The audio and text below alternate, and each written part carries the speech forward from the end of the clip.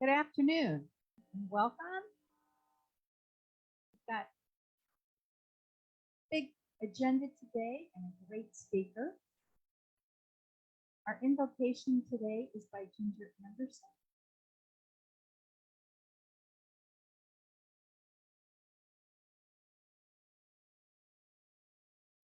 Thank you, President Lee.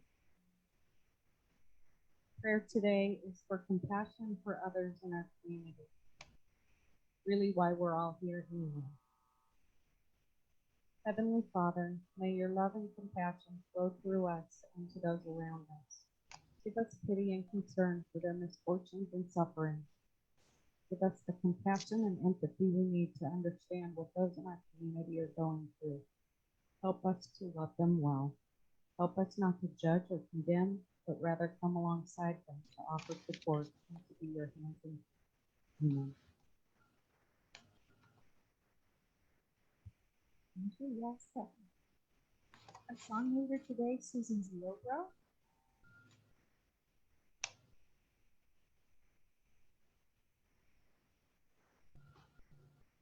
Hello, members. We're going to sing America. And it talks about the Pilgrim's Pride. It's not going to be promoted. People who came to this country.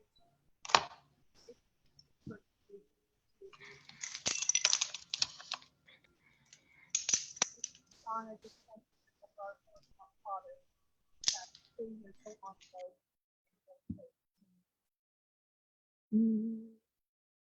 My country is the sweet land of the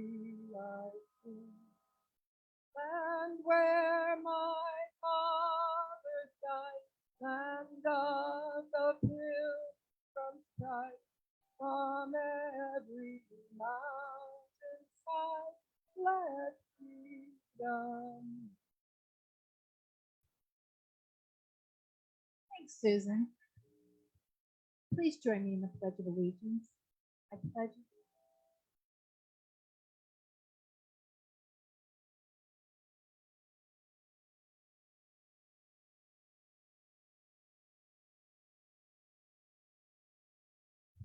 Thanks.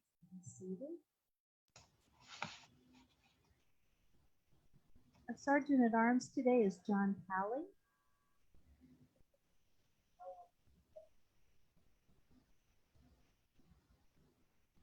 Where is it? Do we have any international visitors today? Murray's here. Where's John? Sorry, I was so busy talking. We're having a great conversation over at the cool table. Sorry to interrupt. Murray left me. He went over here with his better half, I think. Yeah, I went over to the girls' table, boss. Hey, I'm happy to be here. You gonna stay for another week? Two more. All right. What's next? Do we have any visiting Rotarians today? Single parent. We have guests of Rotarians. I have three. At the table, my daughter Alex is here, my grandson Henry, and my granddaughter Kate. Yay! Happy day for me. There's hands over here. I'm daydreaming right there. Sorry. Are you having a good one?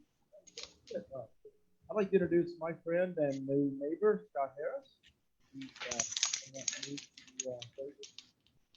only from Texas and recently Idaho. Welcome, Scott. Hello, Rotarians. I'd like to introduce guest of the club.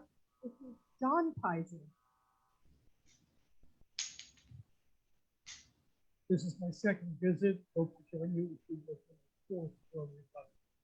I previously, in a different life, I was in 3 different regions. It's nice to have you back again. Thank you. Anybody else? Oh, we have guests of, already did guests of the club, Melanie. If you could do one of them. Okay, I'd like to introduce the head table then. Our speaker today is Steve Gordner, who will be more fully introduced in a few minutes by Rosalie Hedrick, who's also at the head table with my family. We have announcements today. Jackie Thornhill. Hi, everyone, Rotarians. Today is the day. Finally, the 3-year wait is over. We are heading out to Nellis Air Force Base immediately after the club meeting ends today for the Wetzel Awards. And we have several people signed up. There are some people that are unable to make it. And because we will be waiting for transportation into the base, please let us know if you're unable to make it so we're not waiting for you. So please be at the Visitor Center parking lot at no later than 2:30 because we will have a 3 p.m. start once we get inside the base. And the Visitor Center parking lot is at Las Vegas Boulevard and Craig Road. There's a lot of construction out there, but people are asking. I normally go up Flamingo, I-15 North, Craig Road, and go to the end of Craig Road. It runs right into the parking lot there, so you can pull in and wait for all of us there. Very excited. The Wetzel family will be in attendance, and we have 3 honorees today. See y'all later. Thanks, Jackie. It's so fun to be back here. Rosalie Hedrick. Okay, I can swallow. So the tour at the Smith Center had a max of 30. Luckily, it's filled, and unfortunately, we cannot add any additional people because they have a limit. However, we are encouraging you to join the happy hour, which is going to be at 6, directly adjacent from the Smith Center building. And the cost for that is $22, which will be with light appetizers. And if you want to have something to drink, it's on you. But it'd be great to have a good turnout for Vic as well. So you guys have a great time there. Thank you. So I'm sorry you won't be there to join us. David Jones.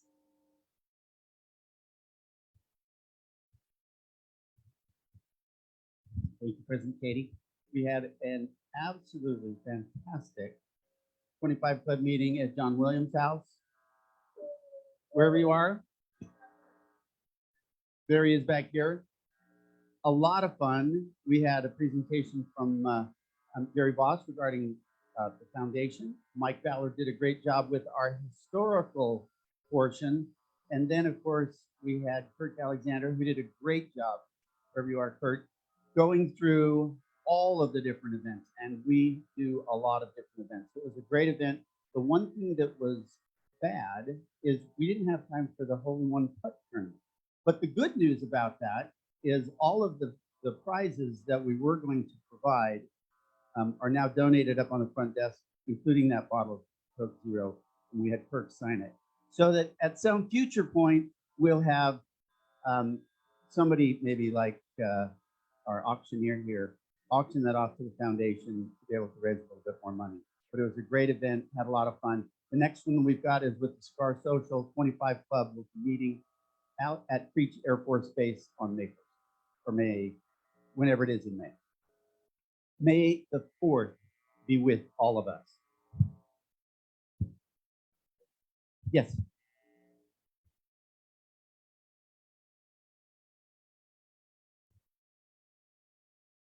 I think we're going to be meeting here. Okay, he's going to explain that. So that's where it is. Thank you, President Katie. Back to you. Thank you, David. Jim, do you want to go ahead and make your announcement?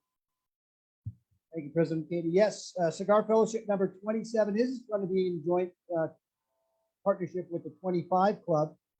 So we do need you though to sign up as soon as you can so we can start compiling that list for Beach Air Force Base. We're going to meet at 5 o'clock at the Smith's parking lot at Sky Canyon.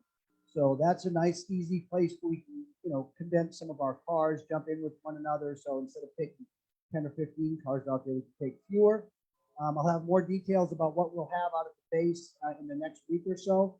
But right now, put it on your calendar, May 4th, a Thursday. We'll meet at Smith's at 5 and then carpool out to Beach Air Force Base. Okay? Thanks, Jim. Tony Kern.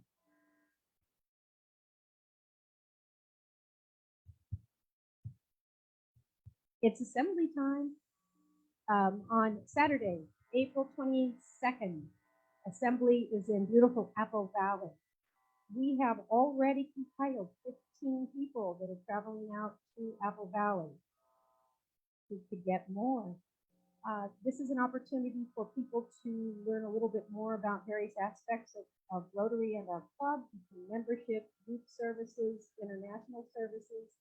You'll be meeting other people from other clubs from District 5300, which includes both California and Nevada clubs.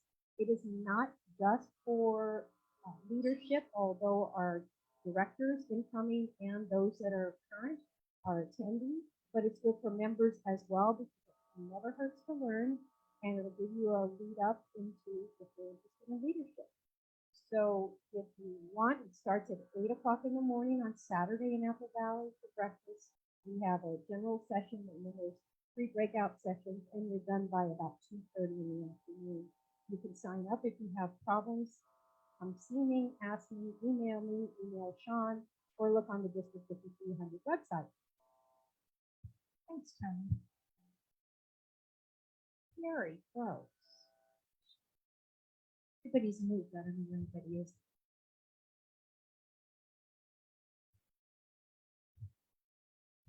District conference is coming up. It is May 5th and 6th this year at the New Horseshoe, aka the Old Valleys. Registration is open. I have been told that only 10% of our club has signed up for this conference. We are one of a couple other clubs that have celebrated their 100th year anniversary, and it's in our backyard. But I hope we could get a few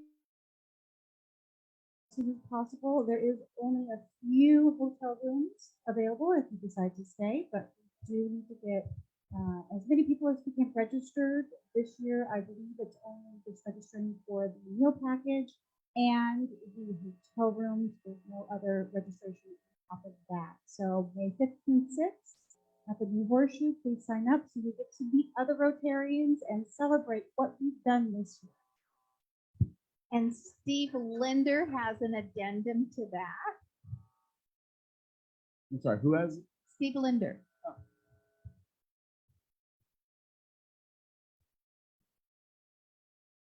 Thanks, John. President Katie, one of the things that's going to happen at district conference is the recognition of anybody with military service. I would ask anybody with current or former military service, please stand up. Okay.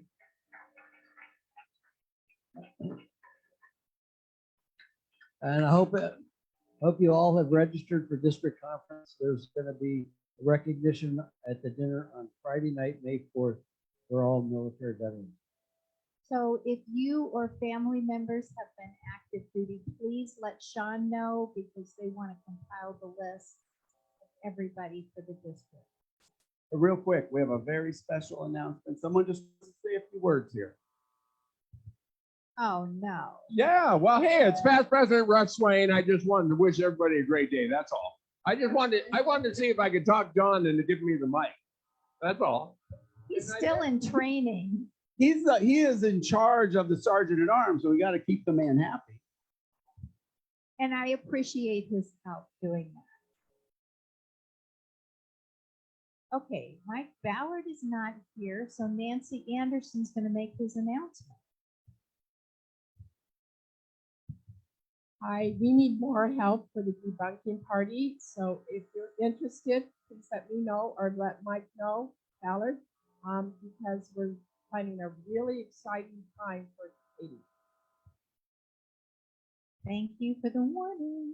We need more creative minds to really come up with some good stuff, okay? Yeah. They've been active all year. We have a finding opportunity today, and it's so appropriate. Sarah Thornton is a marketing genius, as we have found out this year. And she even got her own picture in the paper this week, in the front of the business section, for being a small business loan, having a small business loan for her building. And it's really appropriate because of our speaker today. Wait, you're saying front page?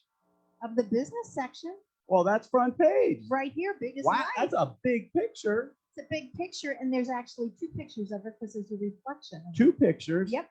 Because it seems like in my old club, there'd be a fine per picture. Two fines. Color? Yeah, Oh, boy. for color. You know what they charge for that for printing? I don't know.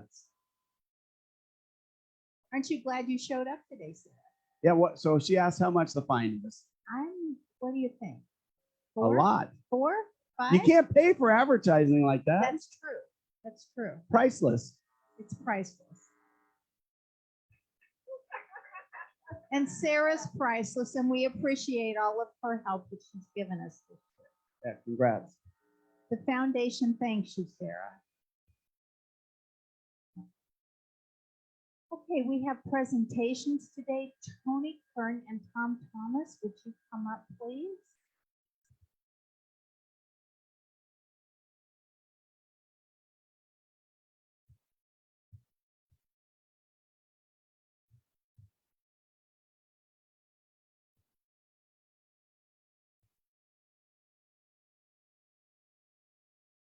Good afternoon, fellow returns. Very briefly, just a reminder, next Friday, the 21st, is Green Our Planet's Giant Student Farmers Market. Over here is Susie Petranzi. She was organizer for the market last year. But she's here for another reason, which you'll find out in a moment. We have already 9 people signed up. I'd like to get more people. We are one of the contributors as a supporting host of this market, and it deserves the opportunity to have all of us there. We're going to be involved with setup. We start at 6:30 a.m. You can be done by 10 a.m. on Friday, the 21st. If you have questions, see me. You can also sign up in Greenville. And next on this is a wonderful presentation with the graciousness of Leslie and Tom Thomas. Another $3,000 is being awarded to spread the Green Our Planet. I've got companies all wrong. And Tom, if you would please do an introduction. I just wanted to let some of our newer members know about why this is so important to Leslie and me. We've all been able to see the incredible work that Green Our Planet is doing in the elementary schools. And so a number of years ago, Leslie and I realized that the Marion Earl Elementary School here in Las Vegas did not have a hydroponics program for Green Our Planet. So we chose that school for our support. Marion Earl was the 12th president of this club, 1934 to 1935. And when I joined this club in 1988, I had a number of years that I got to sit with Marion and learn about the history of the community and his involvement in Rotary. Little known fact about Marion Earl, he was everywhere in Las Vegas during those years in the 30s and 40s. He was appointed by the governor to oversee the selective service draft for the military for the United States of Nevada, starting about 5 years before World War II and all the way through the Korean War. He just did it as a volunteer. A huge job. He's an incredible attorney in the state. As many of you might know, other members of the Earl family, they're a legacy of legal background in the state. So we're really pleased that our club, to further our association with Green Our Planet, by further supporting the Marion Earl Elementary School with this donation. And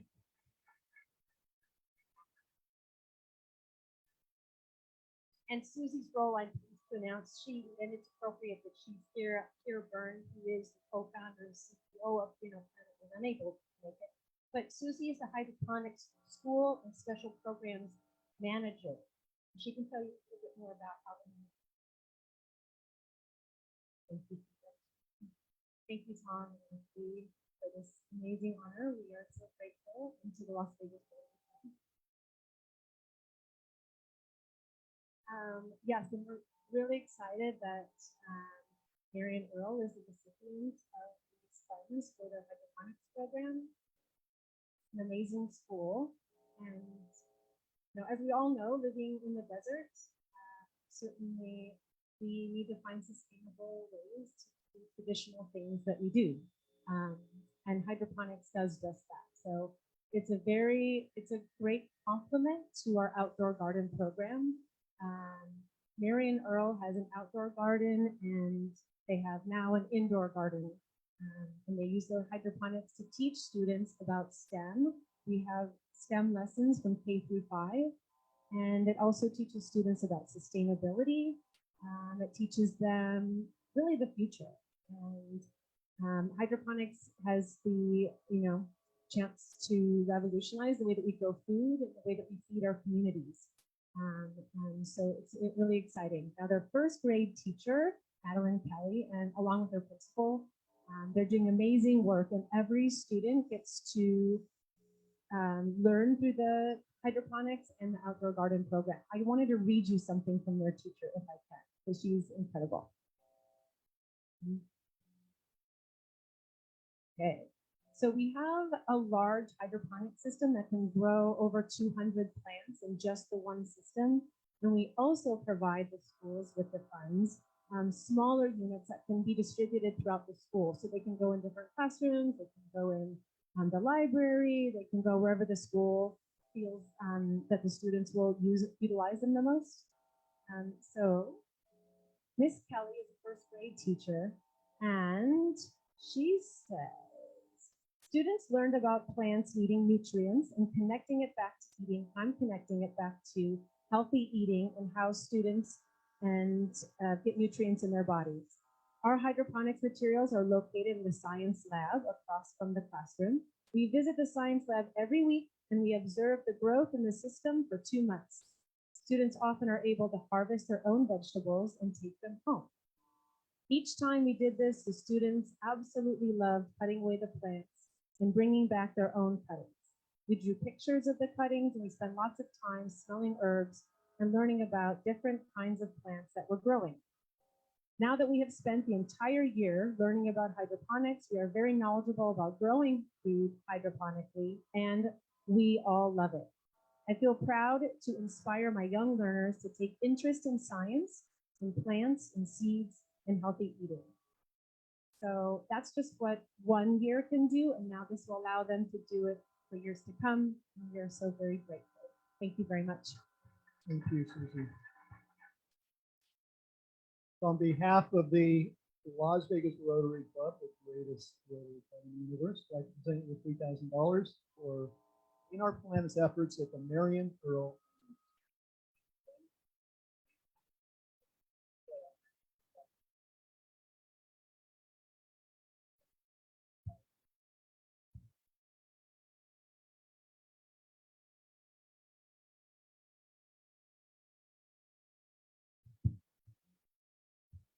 Thank you.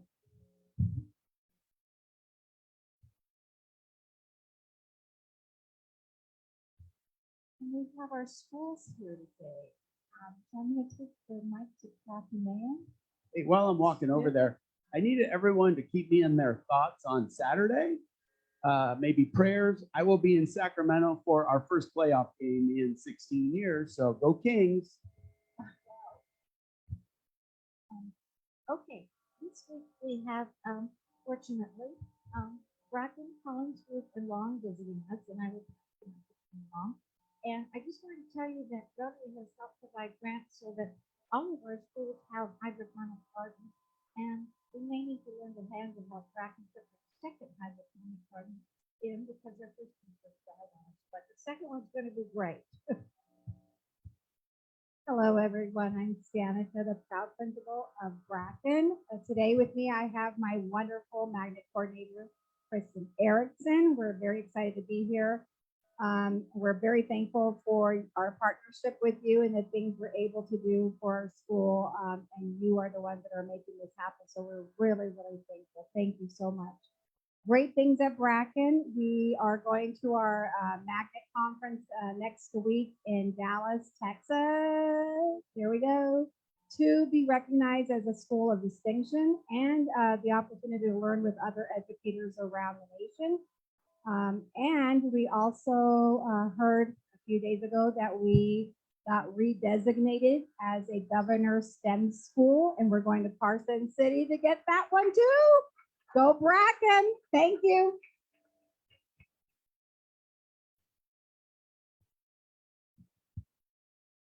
So, good afternoon, fellow Rotarians. I am pleased to say that we have stellar representatives from another one of our service schools, Hollingford. We have the principal, Sadie, and we have fifth grade teacher, Sarah Ashworth. Sarah is also the recipient of the grant that we provided for the Hero TV, and she runs that program. Hi, I'm Stacey Sadie. I'm the proud principal of Hollingsworth Student Academy, and we are working on our STEM designation currently to be designated as a STEM school. So we are currently working on that. One of the things that we implemented this year that has been really culture changing within our school is what's called Hero TV.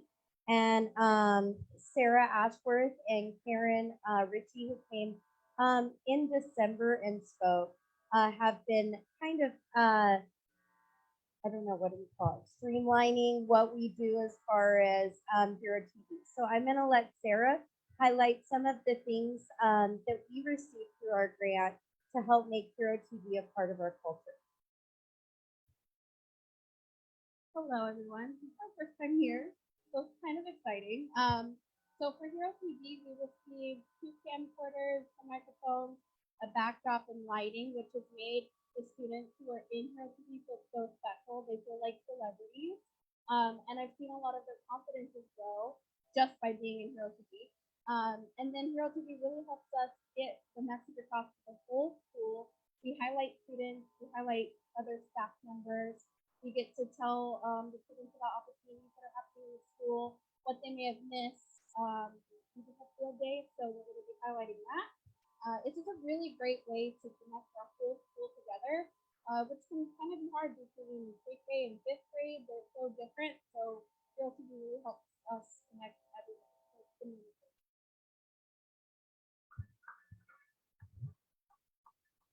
I just also want to thank Stu and Barbara. They both came to our field day and they were out there playing with the kids and making sure they were cheering on the teams. And so I did send Madam President, I sent you some pictures of them out with the kids today.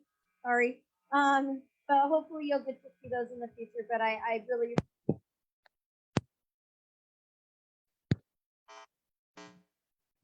Hello, everyone. I have Rigel here from Walter Long Elementary, and he's going to introduce his guest today. Good afternoon. This is Kristen Beck, who is one of our learning strategists. And I wanted to share that Kiteract, which is our club that models themselves after Rotary, they start every meeting with a 4-way test. They just finished a service project where they collected plastic bags from all of their in the entire school, and they are going to be using them into blankets and for the homeless and bed mats. And so I'll send Barbara a picture over of the finished product. Thank you.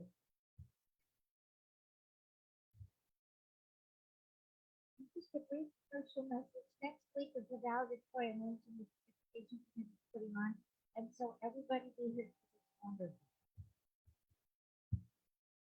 Kathy and Stu, you guys have done an amazing job with the education committee, and we really appreciate it.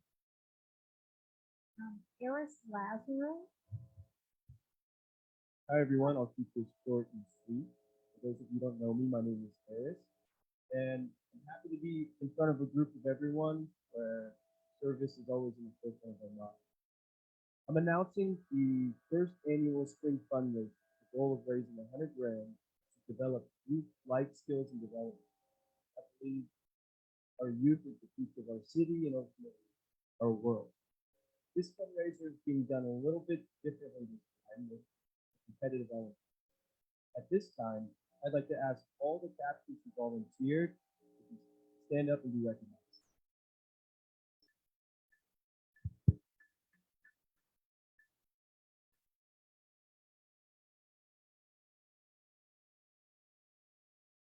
So the teams have been randomly selected and they compete against.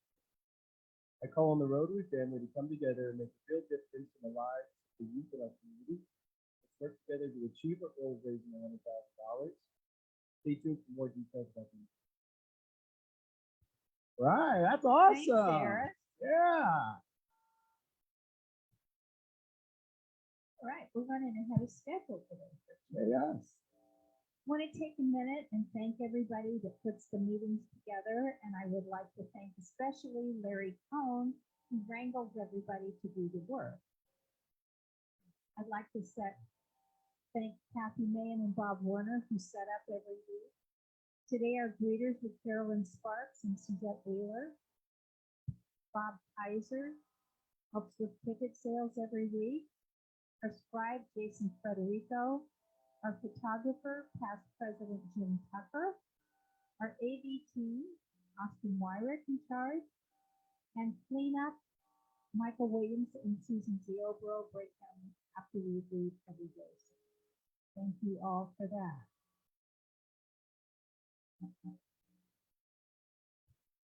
So we'll take about a 10-minute break before we come back and introduce the speaker. Enjoy your lunch.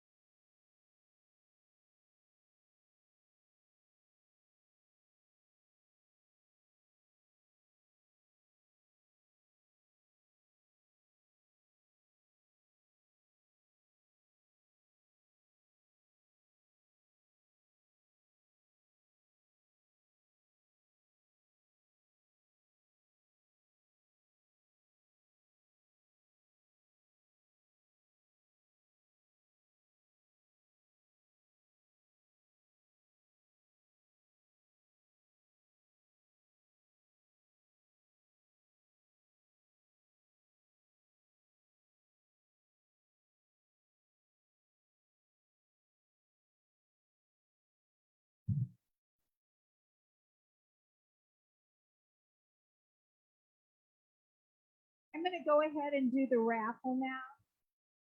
Steve asked for us to get started. He wanted to make sure that everybody had an opportunity to ask questions after. So the ticket number to draw for the pot today, which was at $1,096 after our last meeting. The ticket number is 668401.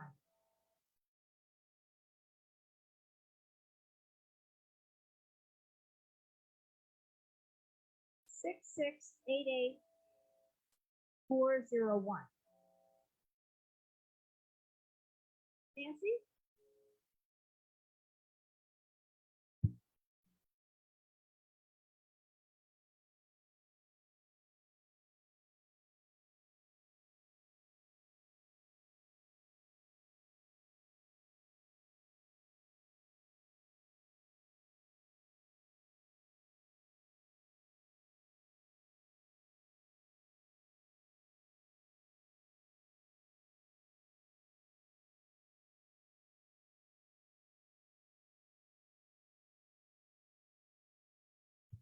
You got your money back.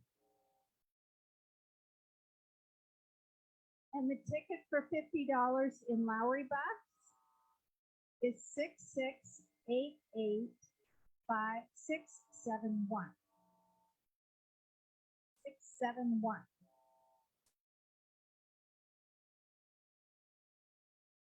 Barbara. Okay. There you go.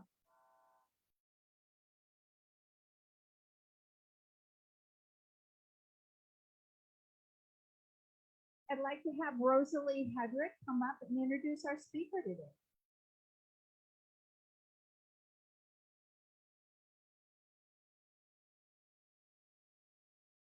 Hello, everyone. Thank you. So it is my pleasure to introduce our Senior Vice President and State Credit Administrator, Steve Thorpe. So a while back, I asked him if he would mind being a speaker for us, because in today's economy, I feel that it's really important that small businesses kind of understand what a credit administrator is going to look for. And rather than take time away from him, because I know there's going to be a lot of questions, I wanted him to be able to present longer. So I'm going to have him come up and talk a little bit about what he does and his history in banking. So would all of you please join me in welcoming Steve Bordna, our credit expert. Thank you, Rosalie. Thank you. It's very kind of Rosalie. I'm here and I'm very pleased to introduce you. I want to share the basic bank's loan process. Three things that I think you should be doing for your business, not only in this environment, but on. I'm not here to tell you what's going to happen in the economy in the next 18 months. The recession has been about to occur within the next 18 months since about 2014. And they say economists have predicted 12 out of the last 5 recessions. So I'll just stick to one basic fact. The Fed has raised the Fed funds rate 500 basis points in a little over a year's time. This is the fastest paced rate increases since the early 1980s. This will affect your business if it hasn't already. Fast pace makes it harder for businesses, consumers, and banks to adjust their rates. This affected some poorly managed banks, causing 2 large banks to actually go into receivership, which caused depository concern over non-effective payments. These events will likely have the effect of curtailing bank lending. Banks need to create additional liquidity. It will also increase borrowing costs if banks are required to pay more to attract deposits away from them. Running a small business is always challenging. This environment only increases the challenge. I didn't include it in my bio that was in the brochure and these comments, but in addition to hundreds of small businesses that I've worked with over my banking career, I developed a commercial property and sold it just before race meeting. I'm working on a second commercial property, and I had over 70 rental properties at one time here in Las Vegas. While this activity may be small relative to most of your business, it exposed me to banking from the other side and included challenges similar to those of a small business. So unlike a lot of other bankers, I see things from your perspective too. I want to give you a brief overview of the loan process, and then we can talk about how to make it work for you. At the bank, I'm regularly engaged with our relationship managers at the field. The relationship managers are RMs. They identify potential new clients within our services. If the request involves a loan, the RM is required to obtain from the client 3 years of financial statements and tax returns for the business, interim financials, debt schedule, and other financial information depending upon the type of business. Additionally, business owners are required to personally guarantee the loan. To support this, we require 3 years personal tax returns and a current personal financial statement. If your loan in business is small, which we define as typically a request less than $1 million, your loan will be scored through a central underwriting center. This score is very much driven off guarantor's personal credit score. Loans larger than this are usually manually underwritten. Manual underwriting is expensive, but prior to going down this path, the RM and the underwriter do a preliminary analysis of the business's cash flow to see if the business is able to repay the debt. That is not all we care about, but it is a very hard hurdle to overcome if your current operations can't support the loan repayment. We then schedule a meeting, to decide if we should move forward with fully acting request. This is where the RM advocates for the customer while keeping in mind the bank's response. For me, it is a little bit like Shark Tank, which I had Mark's money either. But instead of negotiating to buy a part of the business, I'm usually proposing terms and financial covenants that protect the bank and make the loan acceptable based on the bank's risk tolerance and policy. The RM must demonstrate a working knowledge of how the business works and how the loan will fit into the business strategy. The RM is your advocate in the loan process. So it is important for you to help them understand your business. Share with them your key risks, how you manage the major parts of your business on a day-to-day basis. The more you share with them, the better equipped they are to be your advocate. So here's the first point I want to make. Have the business. Most businesses lack a business plan. They don't have a document that is used to define their business. They are reactive and easily distracted with chasing things that are not part of their core business. No small business person comes equipped with everything that they need to know for business. They're typically gifted in one or two areas, very different to succeed. For example, they might be great at innovation and sales, but not strong in balance sheet management. Being a small business owner takes a lot of time, strict responses and time pressure, and the day-to-day small issues take away from longer-term plans. However, you need to have a plan. Most businesses do not present their plan when requesting a loan. They just ask for the money. Let the bank know how the loan request fits into your overall strategy and why this loan will strengthen your business.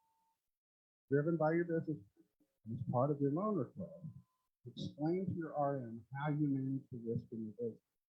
One of the main things we do in underwriting after determining how much free cash flow you have to service the debt is we identify the key risks in your business. And then we describe how you manage key risks. And further, we're looking for how we mitigate those key risks for our life. We look at the key risks and determine there's no mitigation, likely will not get approved for us.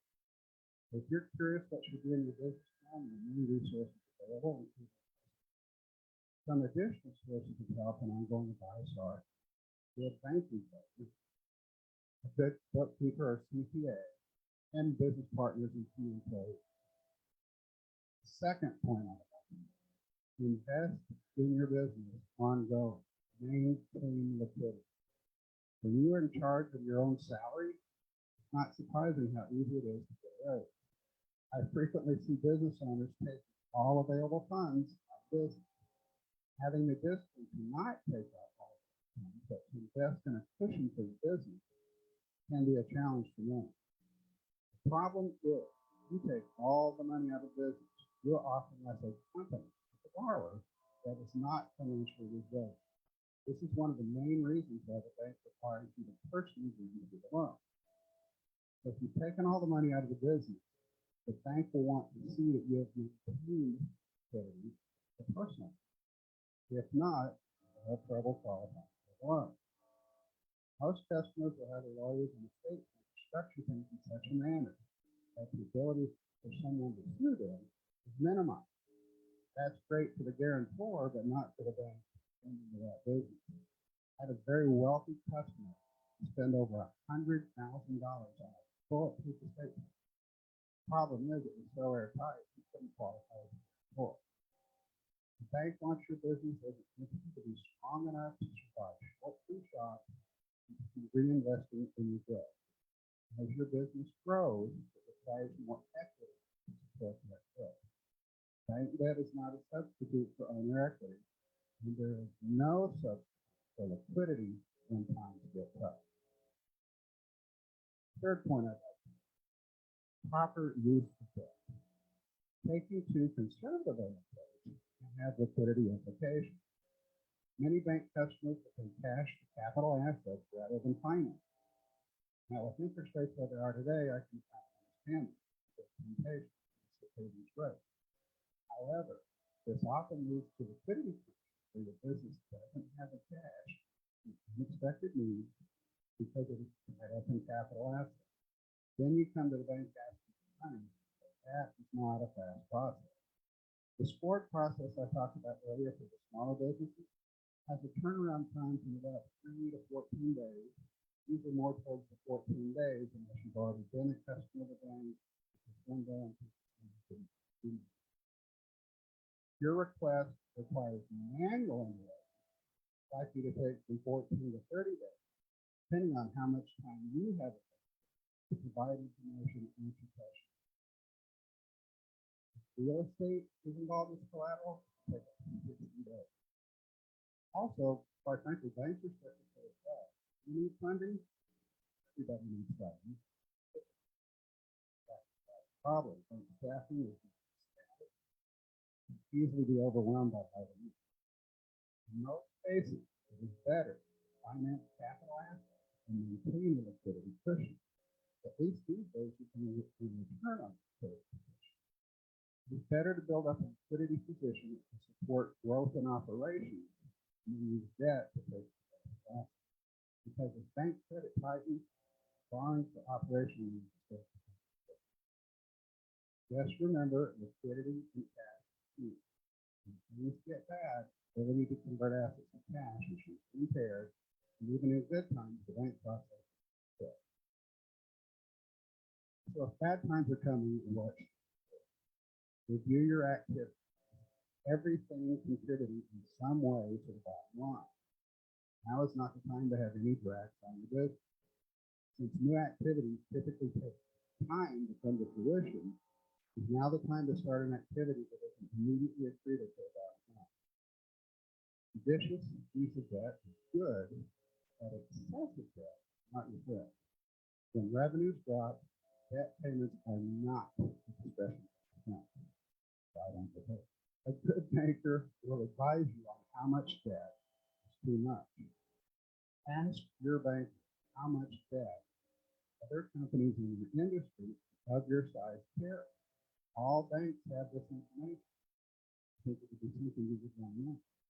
You might need to know this so you can justify that you deserve to that level where you are, or you can start making plans to reduce your debt. Review your existing debt with your banker or another banker. Ask if you have the best rate structure that they currently offer. Ask if the refinancing to your inflation. Communicate. No surprises. Everyone hates surprises. Your bank is not responsible for help. Reach out to other banks to compare. The earlier we are aware of any potential issues, the more likely it is that we have too many borrowers into it. I want to leave you with one insight here. Your bank happens to assign you to a new relationship. If you share your problems, keep asking questions. Your new relationship is what we call a special assets officer. Your banking relationship is this team. Special assets group or SAC specializes in protecting the bank's position and covering as much on the loan. Depending on your situation, the SAG officer can be trying to help you get back on track, or the bank can get very good. You don't normally have an attorney to do the documents and ask you to sign. Now is the time to do it. So in summary, have a plan to communicate it to your bank. Maintain a liquidity cushion in your business or as a guarantor. Review your debt and use it wisely. Also specify needs to be effective. Use bank debt to purchase capital assets that convert short-term assets. Thank you so much for letting me come and talk to you and these points here. It's really meant a lot to me that some of you came up before I started speaking and said, hey, we work with it. Enjoy it. It makes me really proud to work right here. And I'm hoping you'll have some questions because there's going to be some challenges coming up. So I wanted to give plenty of time to talk.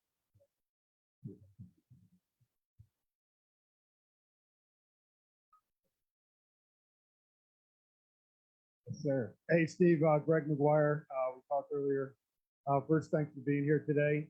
Second of all, having started a few businesses, I always laugh when bankers say that we need 3 years of financial return, but they fail to mention that they have to be 3 years of profitable financial returns. And that actually is a big, when you're starting a new business, as you all know, that's a long pole in the tent. So it kind of excludes some items.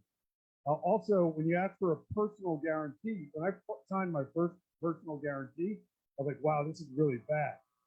And then I had to sign another one, and now I got about 50 of them out there, right? But you guys never asked how many personal guarantees have you actually signed. And so it just seems to me that we're building a house of cards off of these regulations that are not actually actionable if something happens. Thank you. Well, there's a couple parts to that question. I think I'll take them in reverse order. In terms of guarantees, every time you do any kind of credit action in your system, we basically ask you to do it. And you guarantee, another way to say, on the same piece of paper. Technically, once you sign it, you have it. You got that. Anytime you sign something else, that's all in just think of it as a so you really only have one guarantee. But let's touch a little bit on the other part of the question. Businesses have different stages in their lives, very key of their lives. Very tough to run. Typically, the bank doesn't play a huge role at that point because you need some capital to begin your business without the bank. You're not equity investors. Liquefy other assets, provide financing, equipment, buildings, things like that. So the best part about that though is you have to put together a program to help small businesses get started. There are very great programs there that are tailored to the situation you start. We have special techniques that people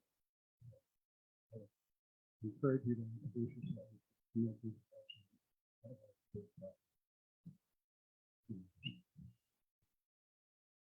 Steve, thank you for joining us today.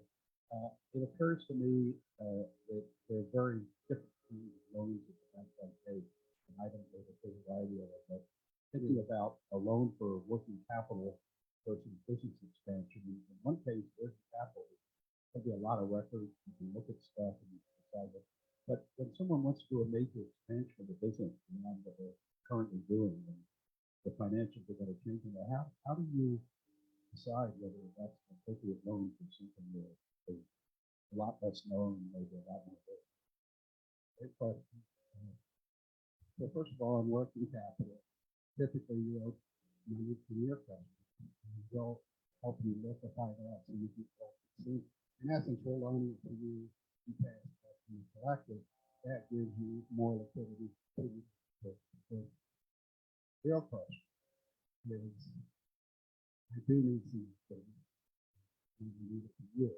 So the way that works is if you have a well-established, three solid recipe, good, solid, you yourself a pint. Now you come to it and say, I have this new, opportunity, entering this new market. We can actually extrapolate and then go into it. And if you will, we will take a little bit, depending upon the situation. On this position. We'll go ahead and say that, you know, we'll do is we'll make you a comment, which means, okay, here's nothing to nothing, but we want to be paid before you do. We do that. It is a working. And you need good, strong, solid. Next question. Thank you, Steve, for coming. You've got a smile on your face, keeping everything else. So it's not that banks are naysayers, but it's prudent to look out on the horizon and see if there's any clouds that are and as mentioned a couple of times about. So to set the pretext for the question, if everybody in Las Vegas had to refinance their homes that they bought last year and qualified today, a lot of them would not qualify because of money. If those same people had to then write a check to pay down their debt in their home, there'd be a lot of foreclosures that would happen in today's market. Given the fact that there's a tremendous amount, I think Bloomberg was saying earlier this week, $1.5 trillion of commercial real estate debt coming over the next 2 to 3 years. As we look at that and that wall of debt, that's how they describe it. What are banks going to do as those properties in that real estate that are financed at 2, 3, 4%? Now they've got to come back and get refinanced at 5, 6, or whatever they'll do down the road. So what are banks going to do to anticipate that problem that's going to come for everybody? Well, thank you for the question. At this point, if you haven't at least been preparing for this, it's a little too late. Fortunately, we're doing well. But it depends on where you live and where you're live.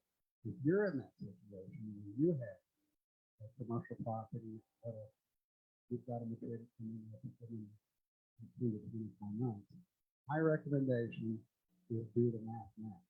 Go find out what would the base rate be about. What's that going to cost me? How much is my payment? And if you're able to afford it, grudgingly, great. But if it's a number that you can't afford, that's the time to start having a conversation. It's in the current situation where we're doing that. I mean, that's literally what hits some of these things already. Coming in the pipe. And again, I have to be very careful talking about the corporation. We've been very careful not to overextend. A lot of our customers are in very good shape and have a cushion. But the thing that the Fed did this time, they haven't done in 40 years, they did it so fast. They've just taken a little more time. We could have adjusted when, and we wouldn't be hitting the wall. Unfortunately, office is very slow.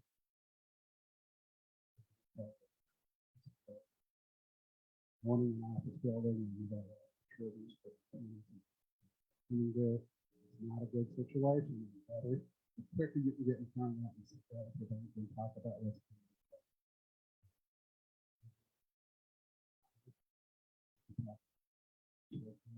Have a situation that's being earlier. And the customer had another piece of cash. We just had but you might not have that. So talk with your banker, let them know. they'll do their best to help you, or at least minimize pain.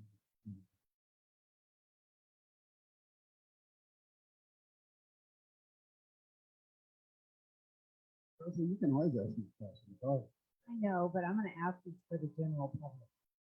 Because a lot of people ask, about, leasing buildings and versus owner occupied, and how that, and they don't have the conception of how long those leases have to be out to be in turn with our loan. So I was wondering if you would talk about that a little bit. Yeah, a lot of people prefer to own their own buildings. But just do the math. I mean, if, and it works on a cycle. Sometimes it's cheaper to own, sometimes it's cheaper to lease. But if you're coming to us with an investment property, leasing, a lot of retail places, a lot of smaller buildings have these. That makes it harder for us. Preparation for this, if you can talk in some opportunities, helps your financial situation. If you're coming to us right now and say, okay, you need to be now, you've got all of your tenants are getting ready to mature and things like that, it makes it harder. So again, work with your banker. My part, talking to the banker, working on sale, the bank is financing sale to the other person. I got a little lazy. I was the penalty to run next month. And years we could. But they said, hey, in order for our guy to cash out the phone, we want to see releases. Everybody's door got a 5-year lease, put the package together. That's what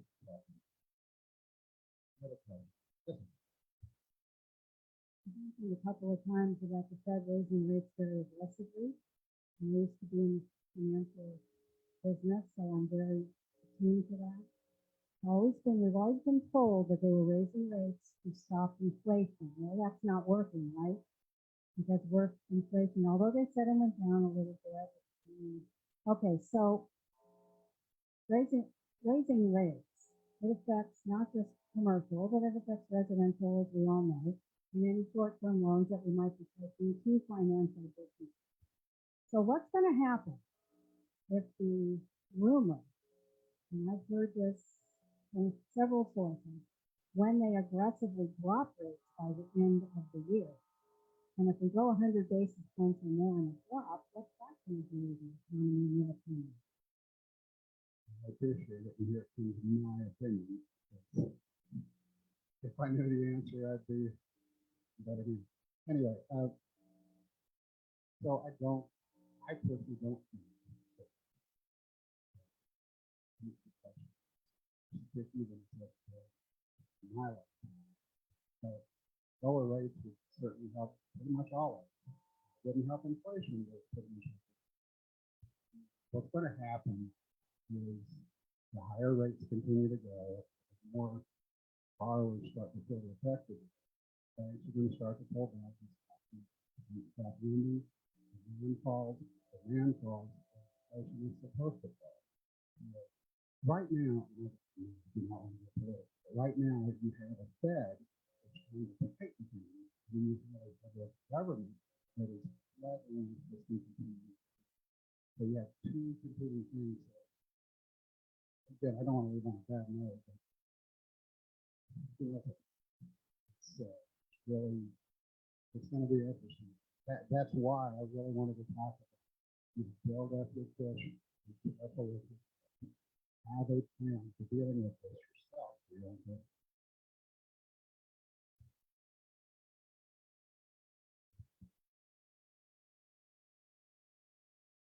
thank you so much. I appreciate it. Stay up. Steve, thank you for coming and talking to us about something that's so important to all of us in our business. I'd like to present you with our Soul Power Award, which represents a pair of shoes to a needy child in need. And I would also like to present you a copy of our Centennial book. Thank you so much for being here today. Oh, Have a crystal.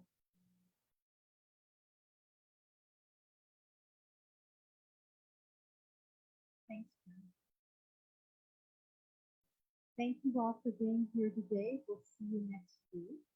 Meeting adjourned.